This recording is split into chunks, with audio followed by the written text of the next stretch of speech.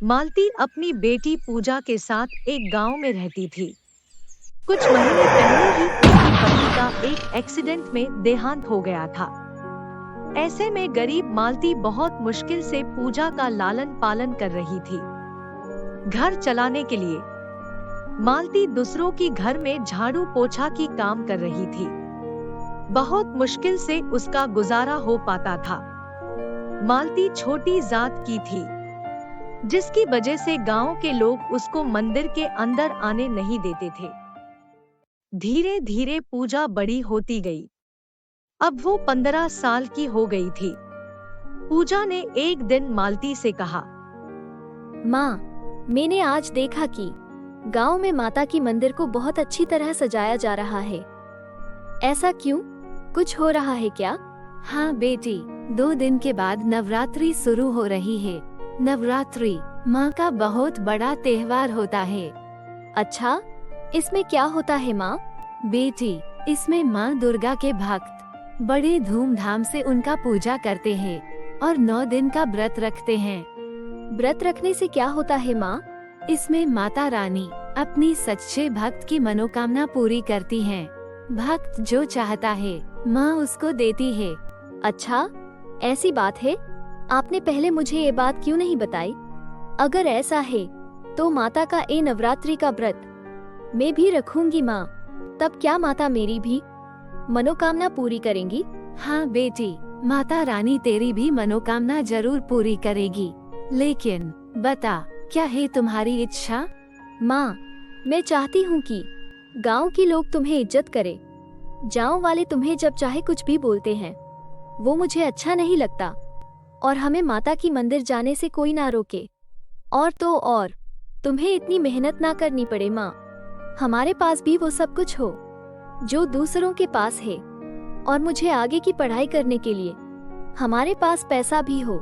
लेकिन बेटा, अब तुम छोटी हो, ये व्रत रखना बहुत मुश्किल होता है। तुम नहीं रख पाओगे ये व्रत।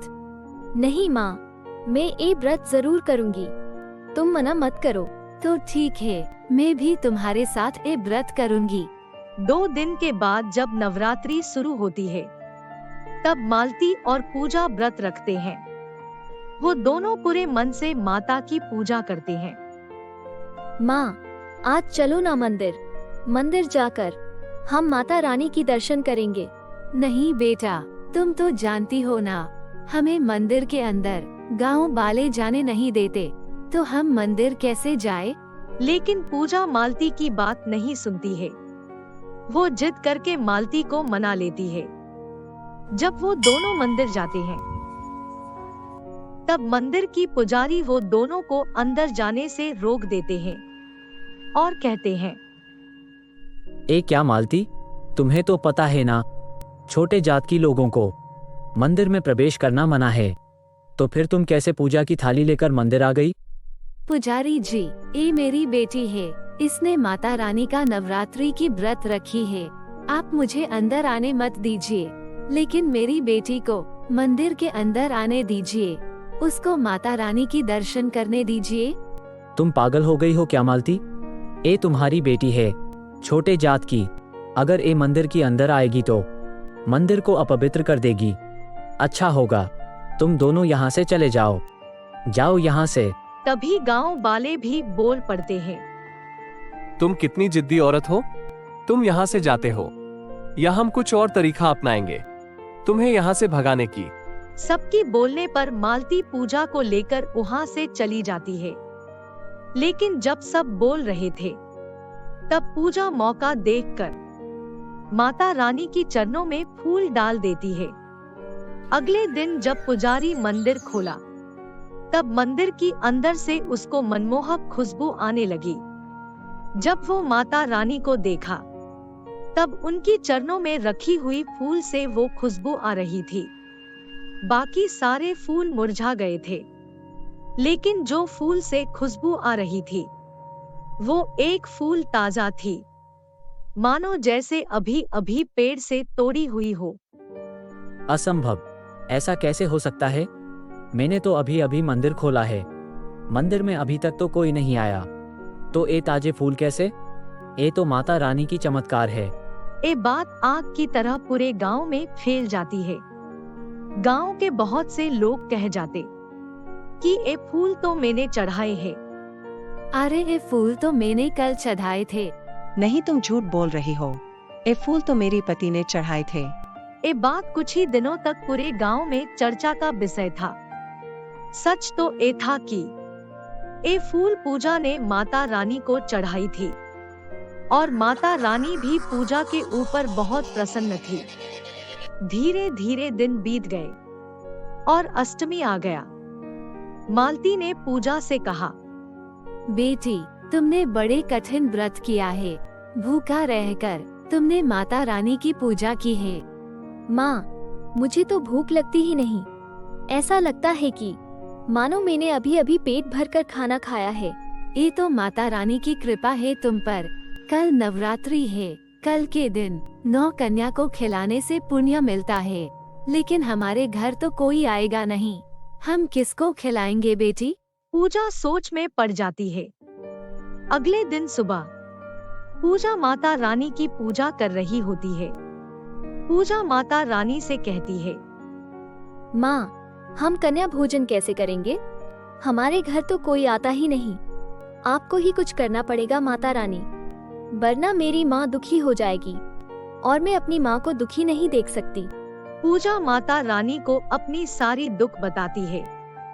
उसके बाद वो अपनी माँ से कहती है, माँ, कन्या भोजन के लिए आज क्या क्या बनाओगी? बेटी, कोई आएगा नहीं तो हम किसके लिए खाना बनाए? माँ, मुझे विश्वास है कि माता रानी हमारे घर किसी न किसी को तो भेज देंगी। आप खाना बनाओ तो सही। पता चला कि कन्याएं आ भी गई और आपने कुछ उनके लिए खाना बनाए नहीं। मालती परेशान हो जाती है। उसके पास बनाने के लिए कुछ सामान था ही नहीं, लेकिन पूजा की मन रखने के लिए वो रसोई में जाती है। वहाँ वो देखती है कि रसोई में राशन भरा पड़ा है।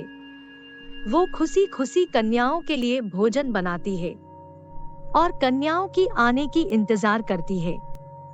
तभी पूजा माता रानी के पास जाकर बोलती है, माता रानी देखो, मेरी माँ कब से कन्याओं की इंतजार कर रही है, लेकिन अभी तक कोई आया ही नहीं।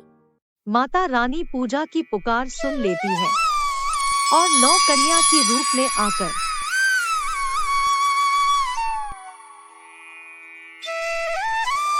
मालती की घर आ जाती है। मौसी, हमें भोजन नहीं कराओगी? हम बहुत दूर से आए हैं और हम सबको भूख भी लग रही है। भोजन? हाँ हाँ, क्यों नहीं। माता रानी आपकी लाख लाख शुक्रिया। ये तो 9 कन्याएं हैं। मालती की आंखों से खुशी की मारे आंसू निकल गई। वो आसन बिछाती है और माँ बेटी कन्याओं को आदर सम्मान के साथ भोजन करवाते हैं। भोजन के बाद कन्याएं वहाँ से चले जाते हैं। देखा ना माँ, मैंने आपसे कहा था कि माता रानी कुछ ना कुछ करेंगे। देखना, आज शाम को हम मंदिर भी जाएंगे। ये तुम क्या कह रही हो पूजा? तुम तो जानती हो ना कि गांव वाले हमें मंदिर के अंदर जाने नहीं देंगे। तो क्या हुआ माँ, हम बाहर से माता रानी की दर्शन कर लेंगे। शाम होने पर मालती और पूजा मंदिर जाते हैं। फिर से पंडित जी उन दोनों को रोक देते हैं। तुम लोग फिर से आ गए? तुम ऐसे नहीं मानोगी मालती, तुम्हें तो सबक सिखाना होगा। ऐसे बोलकर पंडित जी मालती को धक्का मारते हैं और मालती नीचे गिर जाती है। मालती की ये दशा देखकर पूजा रोने लगती है और गांव वाले उन दोनों के ऊपर हंसने लगते हैं। तभी वहाँ पर एक तेज रोशनी चमक उठती है और उस तेज रोशनी से आवाज आती है, मूर्ख लोगों, तुम लोगों ने अपने आप को बड़े महान समझते हो। तुम लोगों ने मेरी सच्ची भक्त को कष्ट दिया है। मैं उसकी सजा तुम लोगों को जरूर दूंगी। तभी गांव वाले समझ जाते हैं कि ये कोई और नहीं बल्कि माता रानी खुद है। वो सब उनको माफी मांगते हैं। तुम जिसको नीची जात का समझते हो, वो तुम लोगों से महान है। मेरी मंदिर में किसी को प्रवेश करने के लिए तुम लोग नहीं रोक सकते। ये तो मेरी सच्ची भक्त है। और तुम लोगों ने उनको इतना कष्ट दिए। मैं तुमको कभी माफ नहीं करूंगी। माता रानी, गांव वालों को माफ कर दो माँ, क्योंकि हम नहीं चाहते कि कोई हमारे वजह से दंड पाए। ठीक है, मालती और पूजा की वजह से मैं तुम लोगों को माफ कर रही हूँ। मालती, पूजा, तुम्हारे हर मनोकामना पूरी होगी। तुम दोनों सच्चे और कोमल हृदय के हो। मेरी आशीर्वाद तुम दोनों के ऊपर हमेशा रहेगा। माँ, आप हमें दर्शन क्यों नहीं देती हो? मैं आपकी साक्षात दर्शन करना चाहती हूँ माँ। पूजा, मैं सबको दर्शन नहीं दे सकती, परंतु तुमने अपनी सच्ची भक्ति से मेरा मन जीत लिया है, इसलिए मैं तुम्हें और मालती को ही दर्शन दूंगी। तभी माता रानी उन दोनों को दर्शन देती है, लेकिन गांव वालों को सिर्फ रोशनी की अलावा कुछ दिखाई नहीं देती है। माता रानी दर्शन देकर अंतर्ध्यान हो जाते हैं।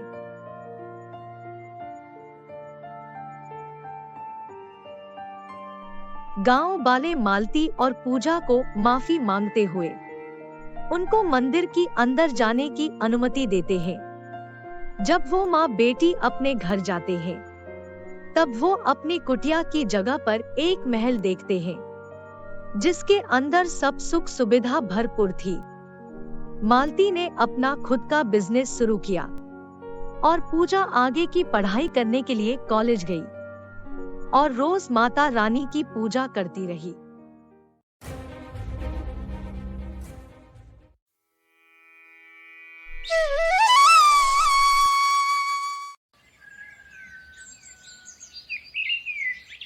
जमींदार दीनानाथ के पास सब कुछ था, धन दौलत, सारे सुख सुविधा, सब कुछ, लेकिन उसे संतान सुख नहीं था।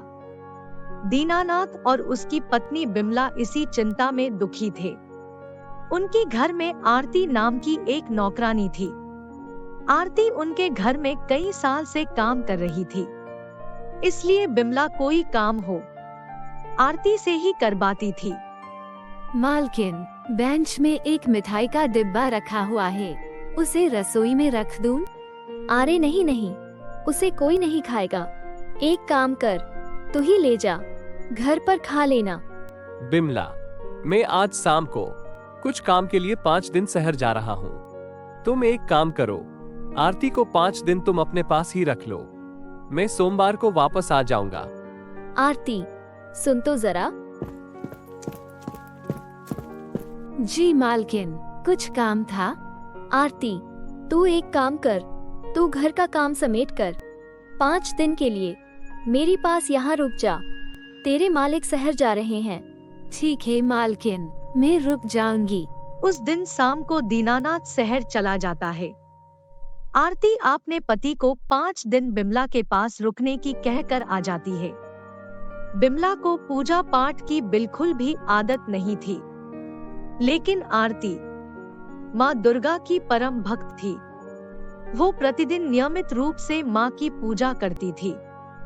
आरती ने देखा बिमला के घर में तो माता रानी की मंदिर ही नहीं है, इसलिए वो बिमला से बोली, मालकिन, आपके घर में माँ दुर्गा की मंदिर नहीं है? नहीं है, हमारे घर में कोई मंदिर नहीं है। अब क्या करना है? मंदिर वगैरह बनाकर भी कौन सी भगवान हमारा सुन लेते हैं? बहुत पूजा पाठ करके देख लिया मैंने, अब कोई मंदिर बनाना नहीं है मुझे घर में। मालकिन, आप ये क्या कह रहे हैं? भगवान के ऊपर कभी भरोसा टूटना नहीं चाहिए। भगवान कभी कभी अपनी भक्तों को परीक्षा करते हैं, ये देखने के लिए कि उनमें सहन शक्ति कितनी है। आरती, मैंने तुम्हें 5 दिन यहाँ मुझे भाषण देने के लिए नहीं रोका है। जा तू अपना काम कर और मुझे शांति से बैठने दे। और ऐसे भी मेरी तरह तेरी भी तो कोई औलाद नहीं है। पता नहीं तू कैसे भगवान को इतनी ऊंचे स्थान पर बिठा पाती है और उनको इतना पूजा पाठ करती है।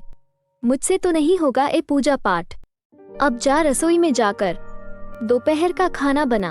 आरती मन ही मन माता रानी को याद किया और उनकी आरती की।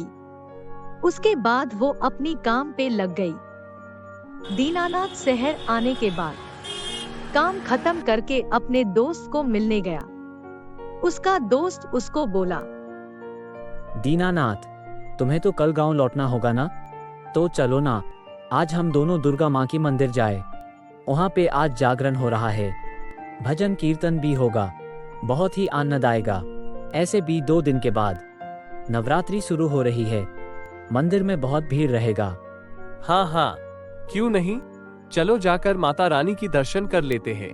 दीनानाथ अपने दोस्त के साथ माता रानी की मंदिर गया। वहाँ पर भजन कीर्तन चल रहा था। दीनानाथ अपनी दोस्त के साथ दुर्गा माँ की आगे माथा टेका। बेटा दीनानाथ, मुझे तुम्हारे दोस्त ने बोला कि तुम शादी के इतने साल के बाद भी संतान सुख से वंचित हो, इसलिए मैं माता रानी की प्रसाद के स्वरूप तुम्हें ये सेव का फल दे रहा हूँ। परसों नवरात्रि की पहला दिन है। तुम और तुम्हारी पत्नी सुबह उठकर नहा धोकर माता रानी को माथा टेकना। उसके बाद तुम ये फल अपनी पत्नी को खाने के लिए देना। देखना बहुत जल्दी तुम्हारे घर में माता रानी की कृपा से बच्चे की किलकारी अवश्य गूंजेगी। देवी सबके भंडार भरती है, अपनी द्वारे आए किसी को भी वो खाली हाथ नहीं भेजती। खुश रहो बेटा। आपकी बहुत बहुत शुक्रिया पंडित जी। उसके बाद दीनानाथ सेव का फल लेकर घर लौटता है।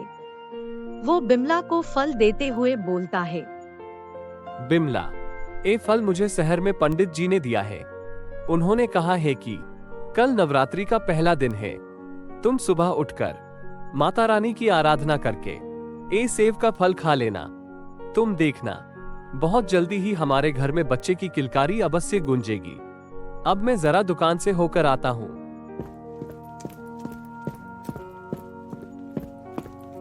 अगर ऐसे फल खाकर सबकी संतान होती तो कोई बांझ ना होता। मैं इन चीजों पर विश्वास नहीं करती। आरती, आरती, ये फल तू ले जा और इसे खा लेना। ठीक है मालकिन, जय माँ दुर्गा। मैं माता रानी की ये प्रसाद घर ले जाती हूँ। आरती वो सेव का फल अपने घर ले जाती है और नवरात्रि की पहली दिन वो माता रानी की पूजा करके सेव का प्रसाद खा लेती है। दीनानाथ जब ये बात जानता है तो वो बिमला के ऊपर गुस्सा होता है। नवरात्रि की दूसरे दिन आरती की पति को माता निकल आती है। देवी माँ की आशीर्वाद समझकर आरती उसे स्वीकार करती है और अपनी व्रत और पूजा के साथ साथ अपनी पति की सेवा करती है। बिमला को जब ये बात पता चली तो वो आरती से कहती है, क्या तेरी पति को माता निकली है? अब तो कुछ दिन काम पे मत आना। मैंने सुना है माता निकलना बहुत खतरनाक होती है। अगर हमारे घर में भी किसी को निकल आई तो हम परेशान हो जाएंगे।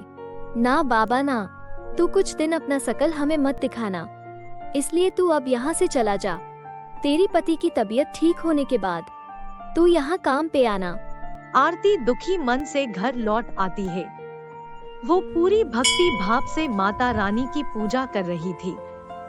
ऐसे ही दिन गुजरती है और महाअष्टमी का दिन जमींदार दीनानाथ के आरती बिमला से पैसे मांगने के लिए जाती है, पर वो उसे दरवाजे में भी घुसने नहीं देती।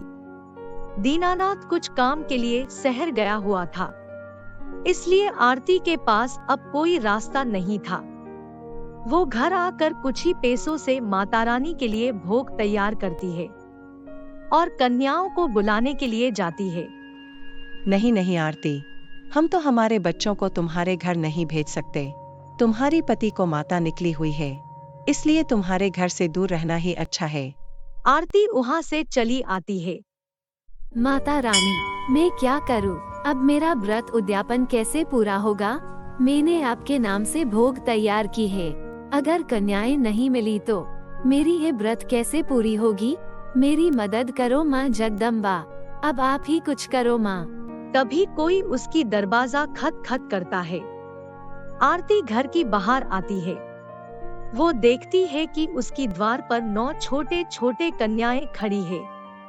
हम कंजक लेने आए हैं, क्या हमें प्रसाद मिलेगा? हाँ हाँ, क्यों नहीं। मैंने कन्या भोजन के लिए भोग बनाया है। मैं तुम लोगों को जरूर दूंगी।